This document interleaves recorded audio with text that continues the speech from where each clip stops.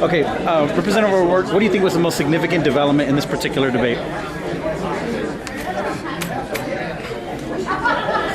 I think I don't know if there was any knockout punch or blow, but I think the distinction between my campaign and that of Sylvester Reyes became clearer today. I think I was able to demonstrate that after 16 years, really regardless of how many bills he passed or didn't pass, or how many committees he sat on, or how much seniority he has, we have some very critical federal problems that are left unresolved. And so the question I pose to the audience tonight or today is, how could you keep doing the same thing and expect a different result? We're 16 years into Sylvester Reyes' time in D.C., and these problems are not getting any better, whether it's the bridge wait times, the deplorable situation at the VA, lack of federal contracting opportunities, waiting times in doctors' offices, et cetera, the lack of comprehensive immigration reform. How do we expect to see any of that change for the better by sending him up again for a 17th and an 18th year? So I tried to establish that. On the flip side, I tried to show that we have amazing opportunity and potential here. We don't have to have terrible bridge wait times. We could have wonderful bridge wait times that might facilitate us becoming the center for U.S. Mexico or U.S. Latin American trade, commerce, and finance is just one example. So tried to point out where we're failing, tried to show what we could become, and in the middle of that, tried to show that my business experience and my time on City Council equips me to make some of those changes that Abeytia needs.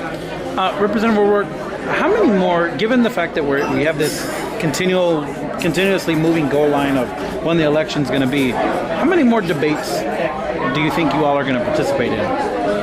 I have participated in every single debate or forum that I've been asked to attend, and I'm proud of that, and so I'll keep doing that. I think since this apparently only happens once every 16 years in El Paso, every part of El Paso, every stakeholder group and interest group, and every citizen is owed an opportunity to hear from the candidates so that they can make an informed decision. It's why I've knocked on over 10,000 doors so far. It's why I've been in every forum and debate. That's why I'll continue to do that. But as to how many we should have, I don't know. But I'll keep coming to them as long as they're having them. When the congressman's record was brought up, and you kind of led the charge on that in terms of what his effectiveness has been, his response basically was to say that the folks that haven't been in D.C. are naive in terms of the impact that he's had as a member of Congress. What do you think about that response? He also said it's important to know Washington, and you all don't know Washington. And I have to agree, it is important to know what you're doing up there. It's far more important, however, to know El Paso. And I think just by default, being up there for the last 16 years, he's lost connection with this community. In contrast, I've knocked on over 10,000 doors. I've talked to thousands of people.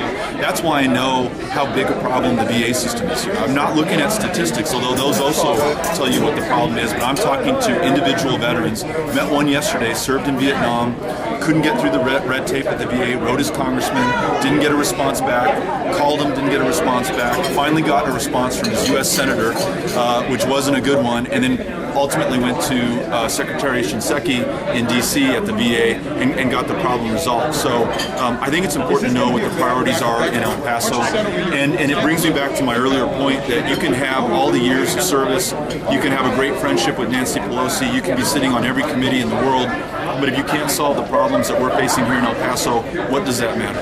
And final question, having the Republicans included in the debate, a distraction or benefit? I think having the Republicans in the debate is a distraction, with all due respect to them, and I think they should have a debate, but perhaps it should be a Republican primary debate. You really don't see this take place in from presidential down to county commissioners level, where you have both parties represented in a debate, and I think that we're a big enough city that can host separate debates for separate parties. All right.